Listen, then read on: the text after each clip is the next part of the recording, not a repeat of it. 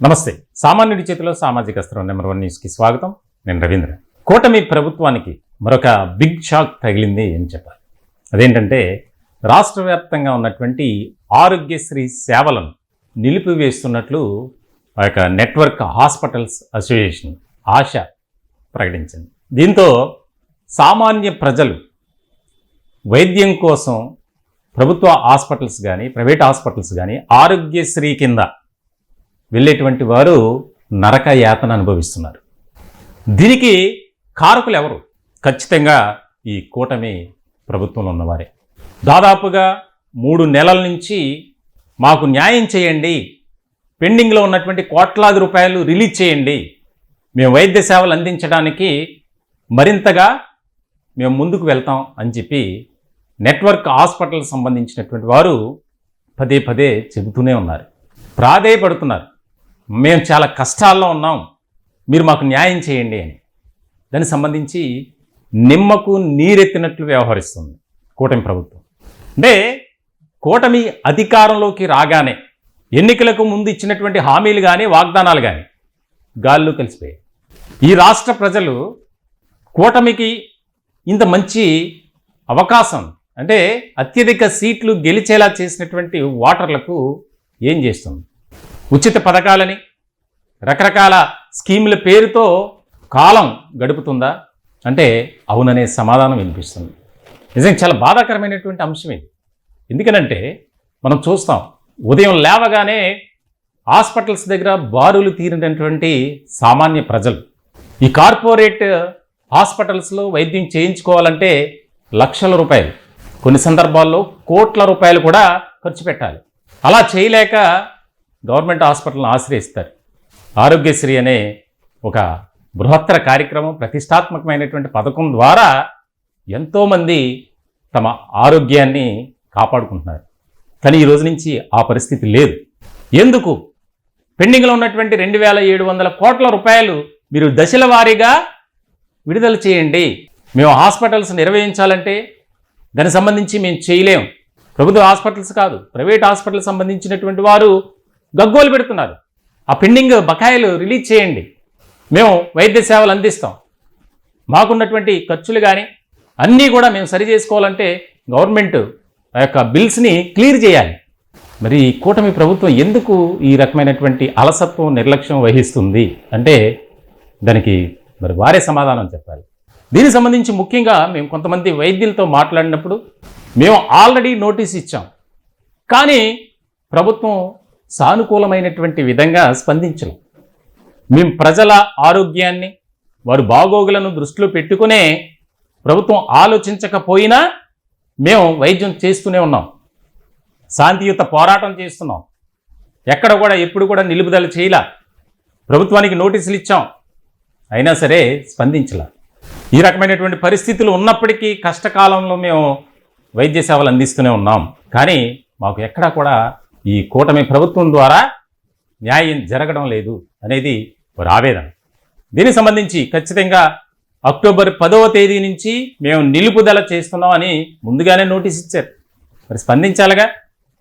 ఆరోగ్య శాఖ మంత్రి సత్యకుమార్ యాదవ్, ఆయన భారతీయ జనతా పార్టీ నుంచి ప్రాతినిధ్యం వహిస్తున్నటువంటి ఒకే ఒక మంత్రి, ఒక కీలకమైనటువంటి డిపార్ట్మెంట్ ఆయన చేతిలో ఉన్నప్పుడు మరి ఆయన చూసుకోవాల్సినటువంటి రెస్పాన్సిబిలిటీ ఉందా లేదా? ఖచ్చితంగా ఉంది. ఎందుకనంటే ఇది ఏదో ఒక పథకానికి సంబంధించి కాదు, లక్షలాది మంది ఉపయోగించుకున్నటువంటి ఆరోగ్యశ్రీ పథకం. మనం చూస్తాం, ఏ హాస్పిటల్ దగ్గర చూసినా వైద్యం కోసం వచ్చినటువంటి వారు నిరుపేదలు. మరి అలాంటి వారి పట్ల ఈ కూటమి ప్రభుత్వం ఎందుకు ఈ విధంగా వ్యవహరిస్తుంది? ఇలా బాధాకరమైనటువంటి అంశంగానే తీసుకోవాలి. ఇది ఏదో మామ అనిపించుకోవడానికి ఆ పథకం చేసాం, ఈ పథకం చేసాం, ఇంత లక్షలాది కోట్లాది రూపాయలు నిధులు కేటాయించామని చెప్తున్నారు. ఎందుకు? సరైనటువంటి రీతిలో ఉపయోగం లేనప్పుడు. ఇది నా మాట కాదు, ప్రజల నుంచి వస్తున్నటువంటి ఆవేదన.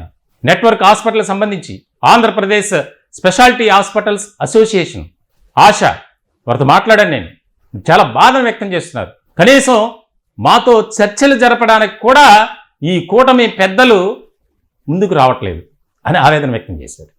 బాధాకరమైనటువంటి అంశం. దీనికి సంబంధించి అసలు వారు ఇచ్చినటువంటి ఒక ఆవేదన రూపంలో ఒక ఏమి ఇచ్చారనేది చూద్దాం. ఎన్టీఆర్ వైద్య సేవ నెట్వర్క్ ఆసుపత్రుల బ్రతుకు భారమైంది, నడక కష్టమైంది. 10 నుండి వైద్య సేవలు బంద్. ఎన్టీఆర్ వైద్య సేవ నెట్వర్క్ ఆసుపత్రుల బతుకు భారమైంది. ఇంతకాలం కాళ్ళీడ్చుకుంటూ కాలం వెళ్లదీసిన నెట్వర్క్ ఆసుపత్రులు ఇక కాలు కదపలేని పరిస్థితుల్లో ఉన్నాయి. అందుకే ఈ నెల 10వ తేదీ నుండి ఎన్టీఆర్ వైద్య సేవలను నెట్వర్క్ ఆసుపత్రుల్లో నిలిపివేయాలని ఆంధ్రప్రదేశ్ స్పెషాలిటీ ఆసుపత్రుల అసోసియేషన్ ఆశ నిర్ణయించింది. ఇంతకాలం ఏదో విధంగా పంటి బిగువున కష్టాలను భరిస్తున్నా కానీ ఇక ఎంత మాత్రం భరించలేకపోతున్నాం. నెట్వర్క్ ఆసుపత్రులకు ఇప్పటివరకు ఎన్టీఆర్ వైద్య సేవ ట్రస్ట్ నుండి రావాల్సిన బకాయిలు సుమారు 2700 కోట్లు పైమాటే. ఈ బకాయిలు ఆ నెల కానాల పెరుగుతున్నాయే తప్ప తగ్గటం లేదు. పోనీ పరిస్థితి చక్కదిద్దేందుకు ఏదైనా ప్రయత్నం జరుగుతుందా అంటే అది జరగడం లేదు. ఆశా కార్యవర్గం బకాయిల విడుదల కోసం ప్రభుత్వ పెద్దలను కలిసి ఎన్నిసార్లు విన్నవించినా అదిగో చేస్తాం ఇదిగో చేస్తాం అని చెబుతున్నారే తప్ప ఆ దిశగా ఎలాంటి ప్రయత్నం కనిపించట్లేదు, ఫలితం కనిపించలేదు. గౌరవనీయులైన రాష్ట్ర వైద్య ఆరోగ్య శాఖ మంత్రి గారు నెట్వర్క్ ఆసుపత్రుల బకాయిలను చాలా స్పష్టంగా అసెంబ్లీలో ప్రకటించారు. కానీ చేతల్లో మాత్రం ఫలితం కనిపించడం లేదు. ఈ నేపథ్యంలో గత సెప్టెంబర్ 24వ తేదీన సమావేశమైన ఆశా రాష్ట్ర కార్యవర్గం భవిష్యత్ కార్యాచరణను ప్రకటించింది. దీనికి అనుగుణంగానే ఈ నెల 10వ తేదీ నుండి ఎన్టీఆర్ వైద్య సేవ పథకం కింద వైద్య సేవలను నిలిపివేయాలని నెట్వర్క్ ఆసుపత్రులు నిర్ణయించాయి. ఆశా కార్యవర్గం భవిష్యత్ కార్యాచరణను ప్రకటించి ప్రభుత్వ పెద్దలకు, ట్రస్ట్ ఉన్నతాధికారులకు 25 నుండే వినతి పత్రాలు సమర్పించినప్పటికీ ఇంతవరకు పూర్తి స్థాయి పరిష్కారం కనిపించలేదు. ఆశా ప్రతినిధులు మాత్రం గత వారం రోజులుగా జిల్లా కలెక్టర్లు, ఎమ్మెల్యేలు, మంత్రులు, ఎంపీలను కలిసి తమ ఆవేదనను విన్నవిస్తూనే ఉన్నారు. 10వ తేదీ నాటికి సమస్యకు పరిష్కారం లభించిన పక్షంలో ఎన్టీఆర్ వైద్య సేవ పథకం కింద వైద్య సేవలను పూర్తిగా నిలిపివేయాలని నిర్ణయించాం. అయితే తమ ఆందోళన కారణంగా సామాన్య ప్రజలకు ఎలాంటి ఇబ్బందులు కలగకూడదన్న ఉద్దేశంతో ప్రత్యామ్నాయ ఏర్పాట్లు చేయాలని రాష్ట్ర ప్రభుత్వానికి విన్నవించాం. ఏడాది కాలంగా మేము పడుతున్న ఆర్థిక ఇబ్బందులను ప్రజలంతా అర్థం చేసుకుంటారని భావిస్తున్నాం. ఇంతకాలం మీకు సేవ చేశాం. ఈ కష్టకాలంలో మాకు అండగా నిలవాలని ప్రజలను కోరుకుంటున్నాం. ఆంధ్రప్రదేశ్ స్పెషాలిటీ హాస్పిటల్స్ అసోసియేషన్ ఆశ. చూడండి, ఇందులో చాలా ఎంత క్లియర్ కట్గా ఇన్ఫర్మేషన్ ఉంది. ఒక అప్పీల్ చేస్తుంది ప్రభుత్వానికి, అలాగే ప్రజలకు కూడా ఒక రిక్వెస్ట్, అప్పీల్, విన్నపాన్ని తెలియజేస్తున్నారు. ఏడాది కాలంగా మేము పడుతున్న ఆర్థిక ఇబ్బందులను ప్రజలంతా అర్థం చేసుకుంటారని భావిస్తున్నాం. ఇంతకాలం మీకు సేవ చేశాం. ఈ కష్టకాలంలో మాకు అండగా నిలవాలని ప్రజలను కోరుకుంటున్నాం. నిజంగా ఈ సందర్భంలో నెట్వర్క్ హాస్పిటల్స్ ఎందుకు ఈ రకమైనటువంటి విధానంలోకి వెళ్ళింది, ఎందుకు ఈ సర్వీస్ ఆరోగ్యశ్రీ అనేది నిలిపివేశారు అనేది ప్రజల్లో ఒక విస్తృతమైనటువంటి స్థాయిలో చర్చ జరుగుతుంది. వారు ఒకటే ఆలోచిస్తారు, తిట్టుకుంటారు ఖచ్చితంగా. కానీ ప్రభుత్వం చేసినటువంటి ఈ యొక్క జాప్యం కానీ, నిర్లక్ష్యం కానీ, వారి పట్ల చూపిస్తున్నటువంటి వివక్ష అనాలి. ఆల్రెడీ ఇప్పటికిప్పుడు చెప్పి ఒక వారం రోజుల్లో నోటీస్ ఇచ్చి మేము బంద్ చేస్తున్నాం, మీరున్నటువంటి మొత్తం కోట్లాది రూపాయలు పెండింగ్ అన్నీ కూడా క్లియర్ చేస్తేనే మేము చేస్తామని చెప్పాల. ఏ రోజు కూడా వారు కలుస్తూనే ఉన్నారు. ఇందులో చూసాం మనం, ఏడాదిన్నర నుంచి వారి పోరాటం కొనసాగుతూనే ఉంది. కానీ ప్రయోజనం మాత్రం శూన్యం. దీనికి సంబంధించి సామాన్యుడి చేతిలో సామాజిక స్తరం నెంబర్ 1 న్యూస్ తరపున కూడా మేము కోరుకుంటున్నాం. ప్రభుత్వంలో ఉన్నటువంటి పెద్దలు, ఆశ ఎవరైతే హాస్పిటల్స్ అసోసియేషన్ ఉన్నారో ఆ ప్రతినిధులతో చర్చలు జరపండి, శాంతియుత వాతావరణంలో మాట్లాడండి. ఒక సమస్య వచ్చినప్పుడు దాన్ని అధిగమించడానికి ఎన్నో ఉంటాయి సొల్యూషన్స్. అలా ఎందుకు చేయట్లేదు అనేది మా ప్రశ్న.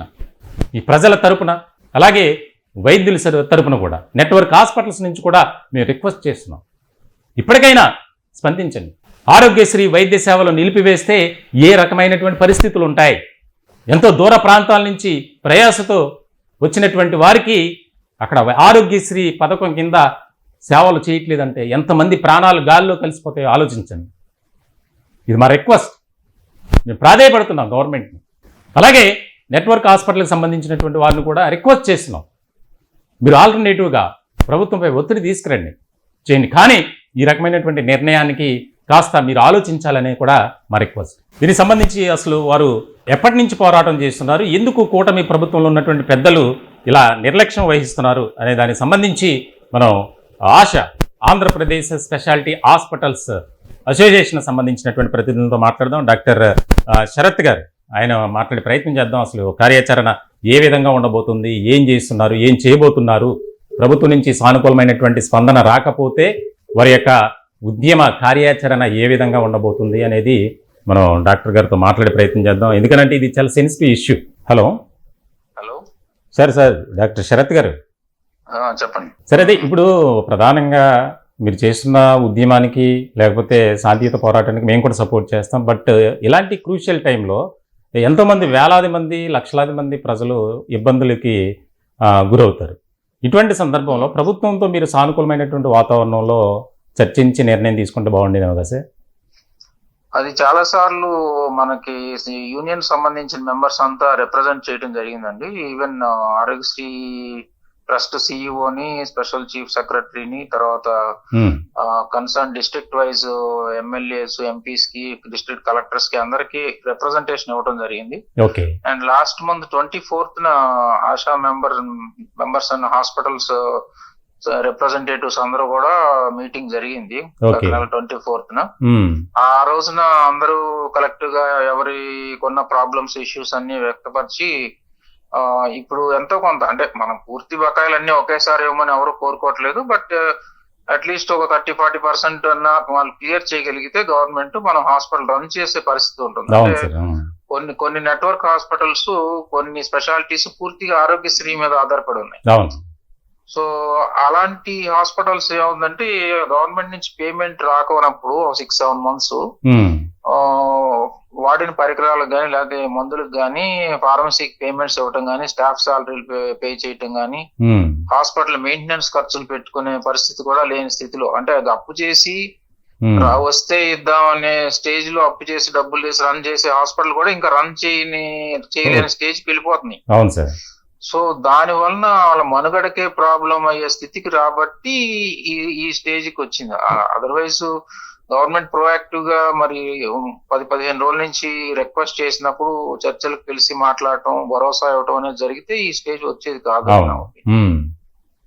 అదే సార్, ఇప్పుడు సాధారణంగా ఇప్పుడు మీరు చేస్తున్న దానికి మేము కూడా సపోర్ట్ చేస్తాం. ప్రభుత్వం కూడా ఎందుకు మరి మీరు ఆల్రెడీ చాలాసార్లు తిరిగారు, మీరు చెప్తున్నారు ఎమ్మెల్యేల దగ్గరికి, మంత్రుల దగ్గరికి తిరిగినటువంటి సందర్భాలు ఉన్నాయి. అయినా సరే ప్రభుత్వం ఎందుకు రియాక్ట్ అవ్వలేదంటే మీరేం చెప్తారు దానికి?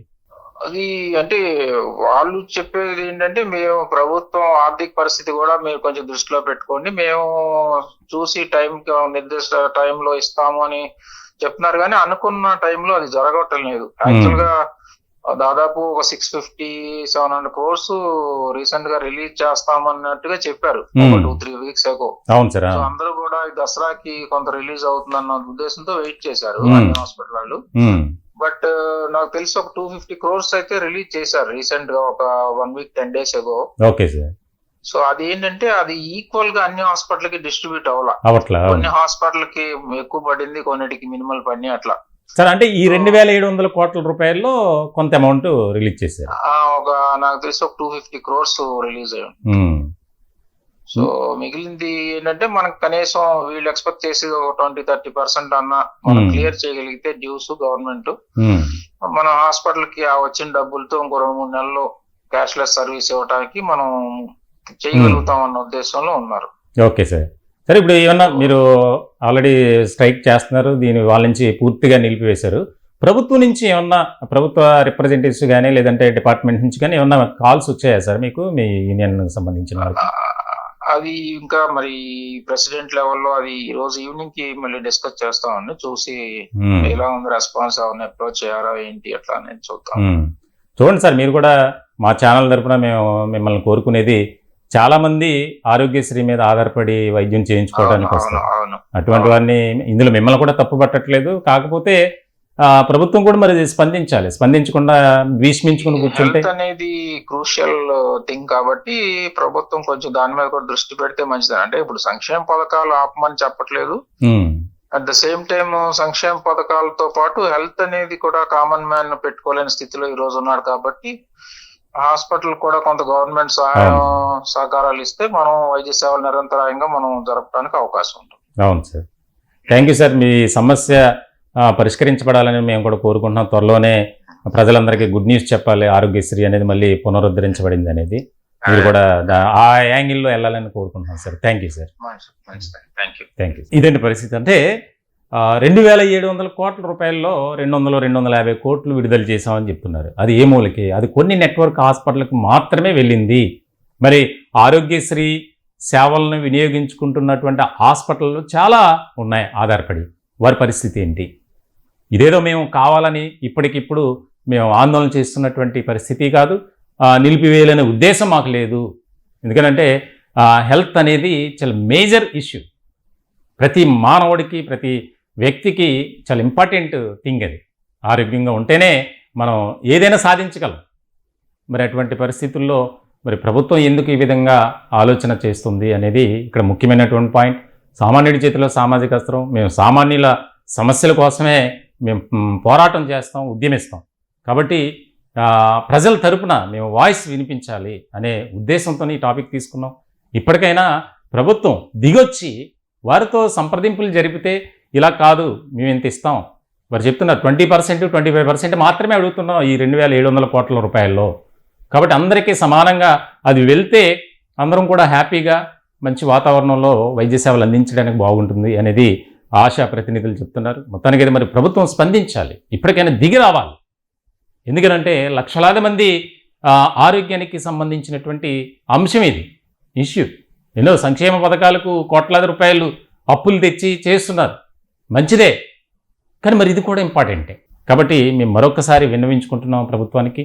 అలాగే నెట్వర్క్ హాస్పిటల్ సంబంధించినటువంటి వారికి కూడా ఒక ఆలోచన చేయండి.